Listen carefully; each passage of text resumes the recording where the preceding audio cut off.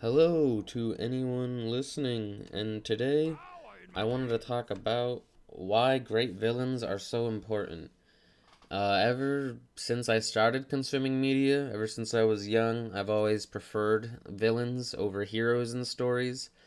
I've never really understood why, but now that I'm older, I think it is because if you have a really well written story, you have to have a really well written villain, and villains are just more intriguing to me. So, I wanted to talk about the two types of great villains that I think you will find in most stories, and why it's important to get these villains right. So, the first kind of villain I want to talk about is the redemption arc villain. Now, this is a villain who either undergoes changes throughout the story to become like a good guy, or someone who realizes more about their past and their past motivations, and then betrays whatever their new ideals are. And most of the time, this leads to them, the villain, switching roles to the good guys and helping them defeat a bigger evil, or it leads to them stopping being evil and just kind of disappearing. But one way or another, it leads to them having a redemption of sorts and redeeming their character by choosing to be good instead of evil. And now the second type of great villain is a comeuppance villain. Now this is a villain who just stays villainous throughout the whole story and get what they deserve in the end. This is like the most basic type of villain that you can make. This is one that, bad guy is bad, bad guy dies because bad. It's the most basic way that you can have a villain. That doesn't mean it isn't satisfying. It is extremely satisfying whenever you see a comeuppance villain get what they deserve. So I wanted to give some examples of each kind of villain and why each kind of villain is so well, and I wanted to give examples of really good redemption and comeuppance villains so you can kind of understand more what I mean by these two different types of villains. So, in our redemption examples, I wanted to talk about Megamind. You're a villain, all right. Just not a super one. Yeah? What's the difference? Presentation! I mean, if you've seen the movie Megamind, I know it is a more childish movie, but literally the whole point of that entire movie is that the bad guy wants to be good, but he's been stuck in this role of being bad. So he just sticks with being bad because that's what he knows. But until the end, whenever he is able to redeem himself to the city by showing that he can be good, Megamind is like the entire idea of a redemption arc villain in a movie, if that like was the point of the movie. So I think Megamind is obviously a good example to look at. Another example I wanted to talk about was Arthur Morgan from Red Dead Redemption 2.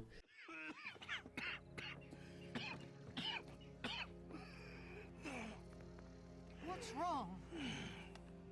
I'm, uh, I'm dying, sister. Okay. Yeah, I got TB. I got it. Beating a man to death for a few bucks.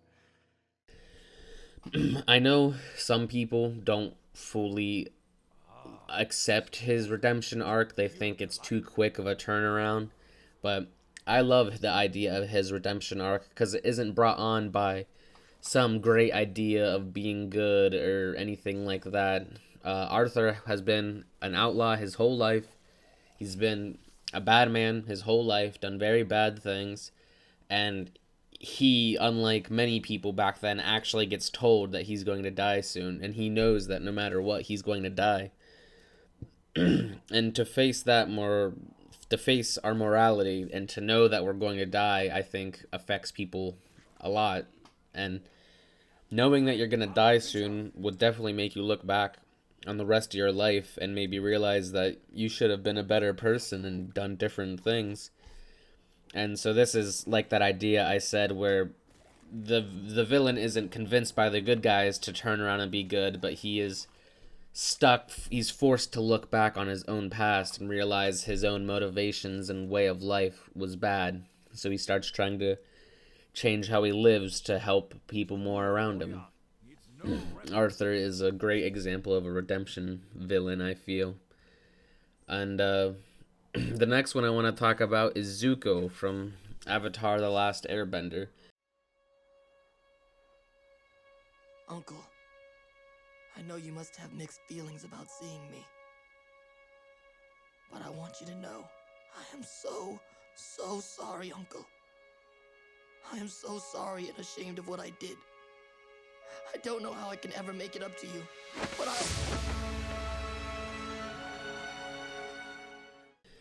I can't do Zuko justice. There are plenty of videos out there that are way longer that talk about why Zuko has the best redemption arc in all of history. And I might be inclined to agree. Zuko's character arc and redemption arc is one of my favorites from TV.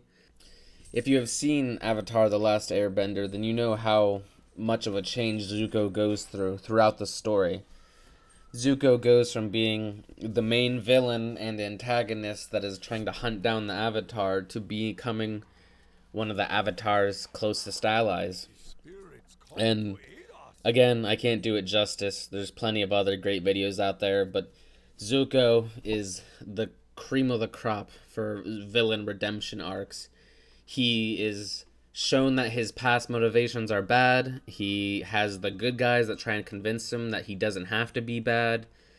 And he has so many forces in his life that try and pull him in all these different directions. And then that's one of the themes around Zuko, is he really never had a choice in what he wanted to do. And whenever he finally gets that choice, he still ends up choosing wrong. But throughout choosing that wrong choice, he knows what the right choice is. And Zuko is just a fantastic villain and will always, in my eyes, go down as one of the best in history.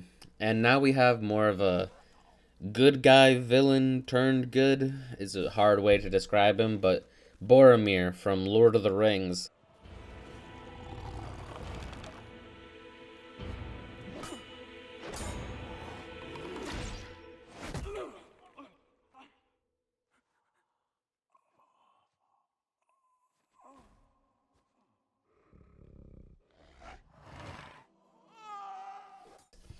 Boromir, I mean, I'm sure if you've watched Lord of the Rings, you know who he is, and if you haven't, it's really hard to explain.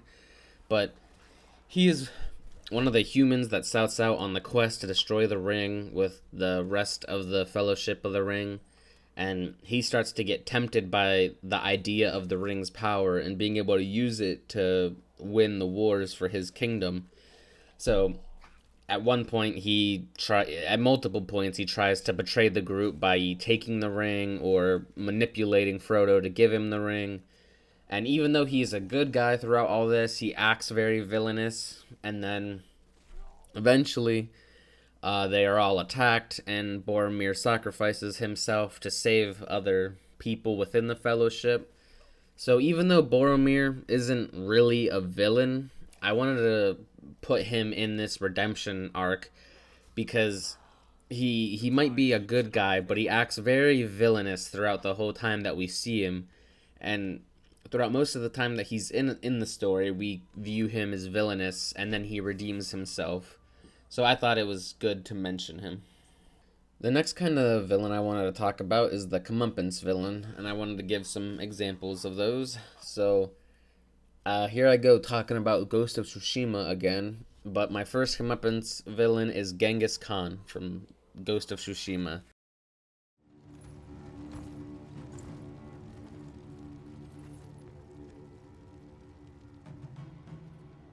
I am Harunobu Adachi, descendant of the legendary Yoshinobu Adachi.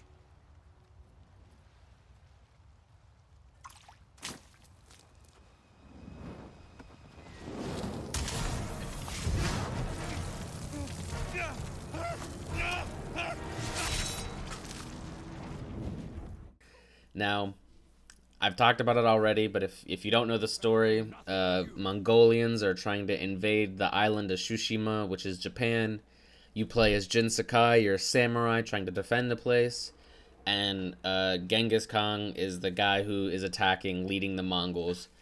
Throughout the whole story, he is just a bad guy. He manipulates your friend into turning against you. He burns people alive. He uses poison against you. He is a very bad person, and in the end, as Jin, you end up killing him and saving your island and redeeming all your people. Or not redeeming all your people, saving all your people. So, I mean, again, as I said earlier, they're very basic villains, but that's exactly what they get. They get what they deserve. The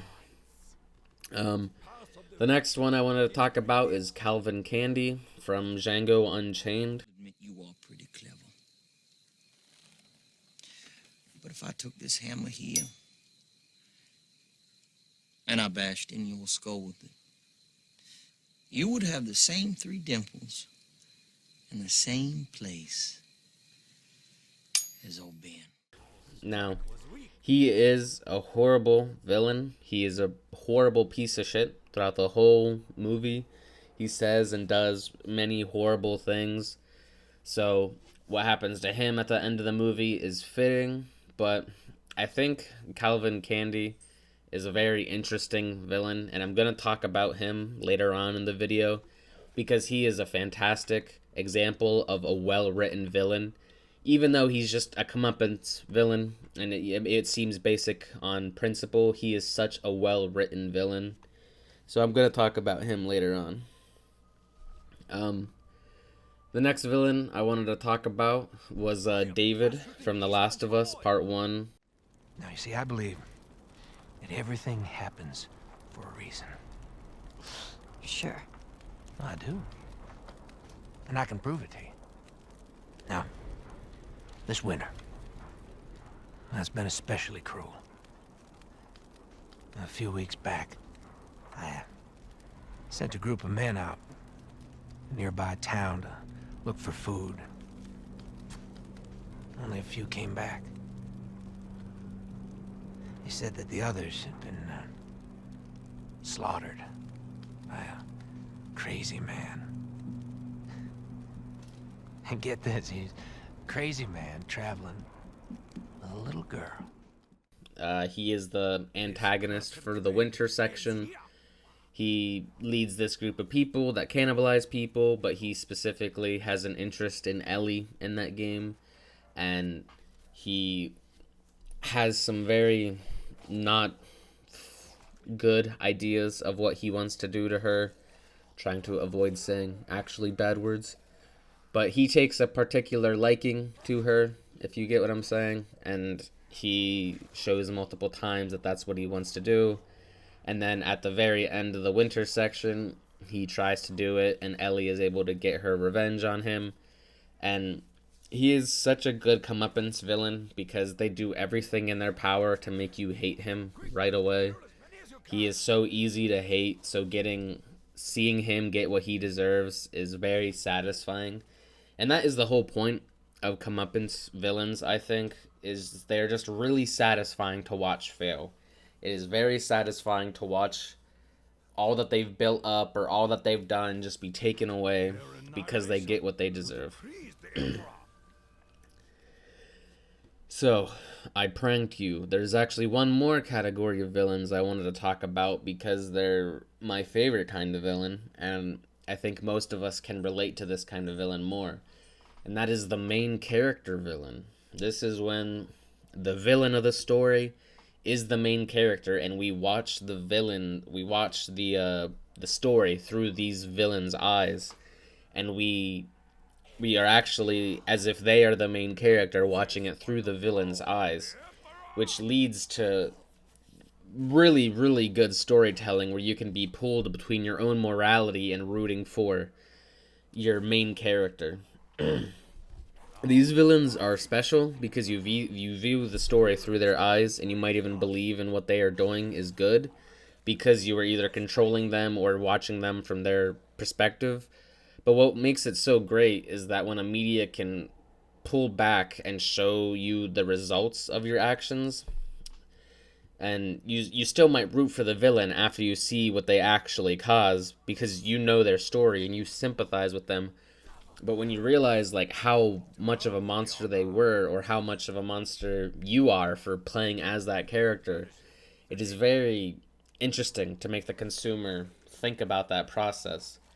So let's talk about some examples of this so you can get where I'm coming from. Light Yagami from Death Note. Are you okay, Light? I suppose seeing that monster would surprise anyone. Ryuzaki, What is it? I want to check this out. I'm going to try comparing the names written in this notebook with the names of the victims. Huh? Oh, right. Yeah, that sounds like a good idea.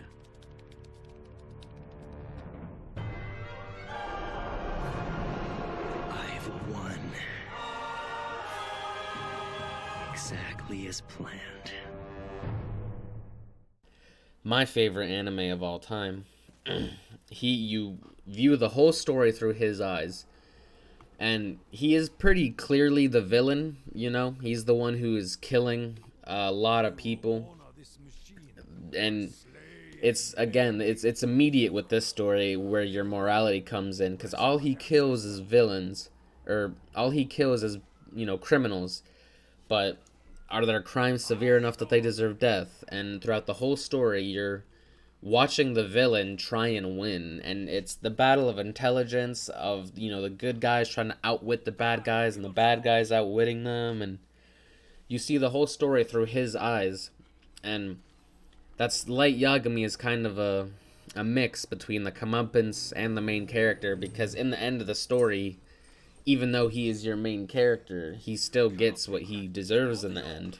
And Death Note is just such an interesting study on a character, because you view the whole story through his eyes. You see Light Yagami as your main character, and you root for him, even though you know he is the one who deserves to lose, and normally you would probably root against him in other stories. And the next main character villain I wanted to talk about is very popular right now, and that is Eren Yeager.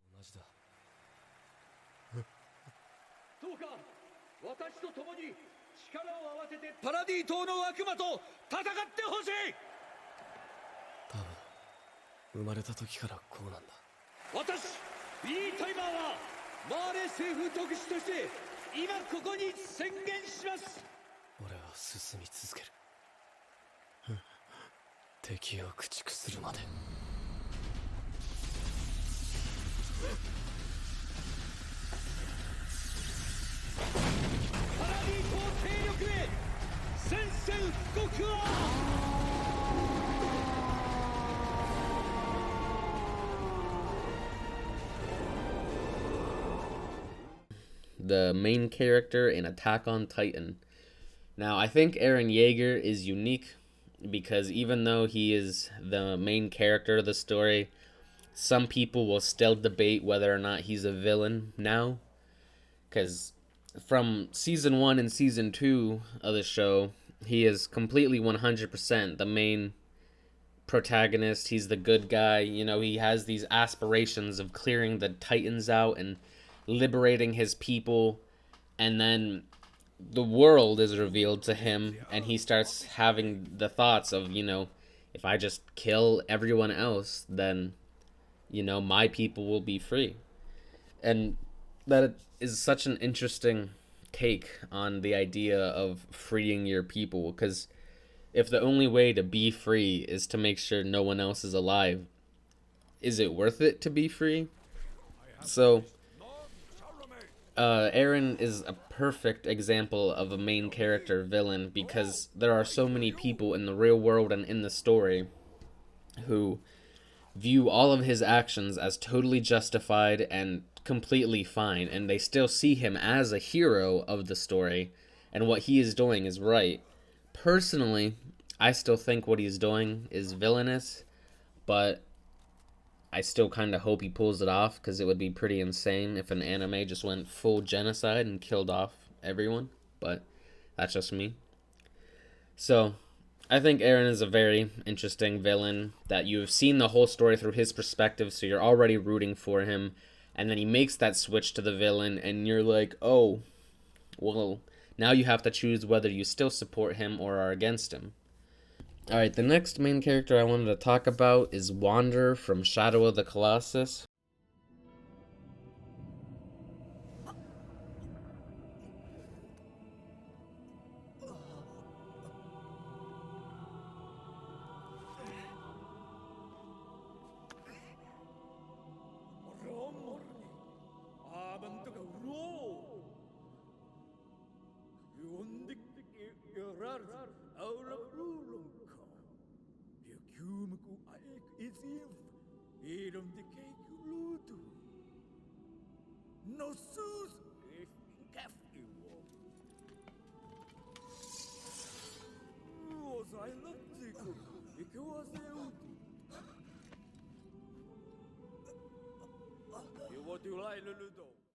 Now, what's interesting about Wander is that he didn't know he was the villain throughout the whole story. And as a player, you don't know that you're the villain while you're playing the game. You just know that you need to kill these 16 beasts in order to save your girlfriend, which seems like a pretty good goal. You know, you're killing monsters and you're saving the girl you love. It sounds like you're being good and heroic until you realize that all these monsters were actually trapping in the souls of a big bad demon, and by killing them, you are releasing all these different parts of his soul. So, Wander, even though he he didn't choose to be the villain, and you play through the whole game thinking you're being a hero, you still are a villain while playing as him, which I think is a very interesting take on the whole idea of, you know, the main character being a villain. It's a plot twist at the end that you are the villain, but it's not done in a cheesy way where you're like, oh, well, that's stupid. I feel like that's not fair. I don't want to be the villain. It's still, because in the end, you still do save the girl that you wanted to save, but, you know, you released a demon, and then people had to fight the demon again, and I think it's very interesting, because I think Wander probably still would have done it if he knew it would release Dorman, because he wanted to save his girl, and he probably still would have risked releasing Dorman just to save his girl. So I think it's a very interesting concept for a villain. And the last main character villain that I have is actually Kratos from the God of War franchise. Yeah.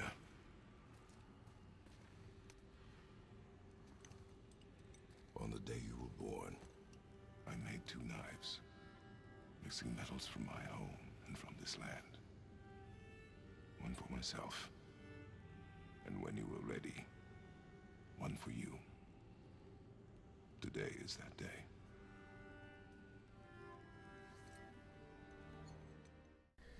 Now, it seems weird thinking of Kratos as a villain, but again, that's why it's so interesting to look at these villains, because you play through the story as him. So I'm sure everything that you think of him doing, you're like, oh yeah, he's a good guy. He took down the gods that were evil and mad people. But by the end of God of War 3, Kratos literally kills, like, who knows how many people, because he releases all these plagues to the world. And sure, he makes that redemption at the very end of the game to give hope to humanity so that they may survive. But Kratos was so self-absorbed in his own hate and revenge that he allowed so many people to die and did so many brutal, horrible things to innocent people just on his quest for revenge. And I feel most people wouldn't even view Kratos as a villain because we know how bad the gods are, and while the gods are bad, Kratos does way worse in the process of taking the gods down. So I think it is important to understand that Kratos is a villain, and to see the story, that you see the story through his eyes, and that is why you don't think he is. But yes, he does have that redemption at the very end of God of War 3, and in 2018 God of War, you can see he is still trying to go through that redemption arc where he wants to be a better person, and he wants to be a better man, and he wants to be a father to his child. And I think Kratos is a really well-written villain, even if most people probably don't view him as a villain. So now that I've talked about all these amazing villains, I figured I should probably talk about why a well-written villain is so important. That's kind of the point of the video. So, in a story, you have an objective, whether it's a quest to beat the bad guy or give the audience a message. You need to have an end goal for something for your protagonist to struggle against. That could be one of the classic storytelling tropes as man versus man, or man versus idea, or man versus self. Something has to give opposition. And when it's man versus man, you need the person opposing your protagonist to be well thought out and oppose what your main character wants. If the villain in your story is poorly written, it can ruin the whole point of a story. So I wanted to look at some good examples of villains and go more in depth on why they are so important. And I want to start off with a good example of Calvin Candie from Django Unchained. Calvin is in direct opposition of Django for many obvious reasons. Just the setting of the world. Calvin is a plantation owner. Django is a black man. But also, Calvin owns Django's wife, and Django wants her back. And the idea of slavery is an easy way for two positions to be opposing in a story. But they oppose in more than just the slavery and race way. As Calvin believes, African Americans on their own have a smaller brain and aren't as intelligent, which is obviously very ignorantly racist. But Django is a very smart and clever man and is able to dance around Calvin's words while they're having conversation. And it really leads to Calvin being confused or irritated because he is being outsmarted by someone who he thought was less intelligent and not able to think on the same level as him. So, having these characters that have more than one way to opposing. They're opposing because Django wants his wife. They're opposing because of their different races. They're opposing because Calvin thinks he's not intelligent and Django is intelligent. They have all these different ways to dance around each other and have multiple ways of having these two characters confront each other and have Calvin show his villainous attributes while showing Django show his more heroic attributes. And the brilliant dance of the dinner scene is probably the best example of this throughout the whole movie. During the dinner scene, whenever everything starts to go down, it's one of my favorite scenes in a movie. That movie is a really good example of a villain that deserves to die, a villain that dies, and how to have a super well-written villain that you can dance around with. And now I wanted to talk about a bad villain, and bad villains can often lead to weaker stories, and as an example of that, I wanted to talk about Rice from Dying Light. And most people who love the game admit the story is very weak and not worth paying much attention to. And I am one of those people. I love Dying Light to bits. It's, up there for one of my favorite games, but the story is so bad. And I think a lot of that comes down that Rice is just confusing and a not well-developed villain. He is bad man who was left in city after zombie outbreak and started controlling a group of survivors. The only opposition to the main character is that he is opposed to the group that you first meet. He is the most typical, ooh, I'm a bad guy villain who shoots his own guys for fun just because he's bad, so he has to do bad things in every scene. He also disappears for like half of the story, where you don't really get to actually be going against him. You're going up against a greater villain, who is the GRE, who is this group of people that is trying to blow up the entire city and kill everyone. And he just kind of pops back in to remind you that he was supposed to be the villain in the game, even though he's not. And he's just a really weak villain, that the only reason you ever are opposed to him is because the story demands it. It is hard to explain if you haven't experienced Dying Light, but if you have, then you understand that Rice is just a very weak villain. And the way this whole story ends with Rice is also very weak too. It doesn't end in some grand climactic way. It ends in a QTE. And because you took off one of his arms earlier in the game, it's not like you can have an interesting fight with him, because all he can do is swing a machete with one arm. All in all, he's just a very weak villain, and the game just had to keep finding ways to bring him in without having a natural reason for him to be opposing you. All in all, I personally believe that villains are more important to a story than a protagonist, because even if you have a weak protagonist, you can always have them struggle against something that directly goes against your main character, and that will always lead to very interesting conversations and interactions within a story. I personally like villains a lot more, and so seeing really well written villains be able to make a story better has always been satisfying for me to watch. And that's why I think the main character villain is my favorite kind of villain, because you get to see more of that really well-written dialogue and more well-written ideas throughout the whole story.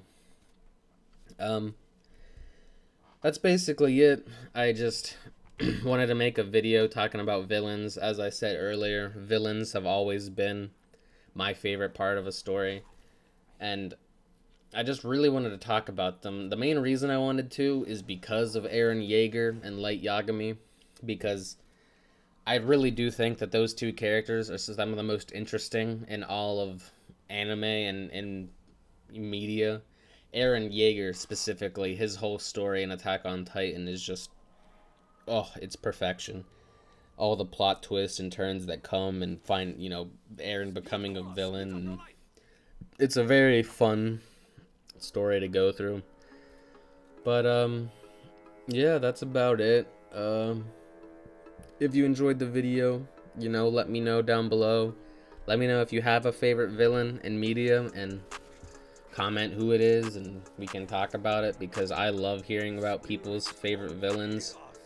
So yeah, that's about it. I will talk to you guys later.